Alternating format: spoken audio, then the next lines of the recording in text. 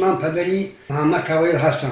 از گفتنی چنین فرزندی ناخلاف شرم میکنم، چون که این گونه فرزندان داغ جامعه هستند. بعد از آن که نواری سخنهای فرزند را دیده فهمیده، با خواهش خودم خواستم که به جوانان مراجعه کنم تا از این راه بعد ایمن باشند.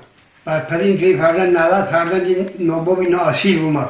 روی اسیا باید تمازیوی نالتی آدم مثل نمیشه تا دورین خواب درآمده آدم شده بیرین خواب خواهد گرفته چه جوانگی میکنی و نالت با توی فرزنده پدر به نالت و انصاف تو خدا گرفتگی تو بندی خدا نیستی. یک چیز من میگویم که بچه من پای گفته تو فکر نکردی و گپای بیهودی گپای نمیشگی خواست اول کردی آدم مثل نمیشه.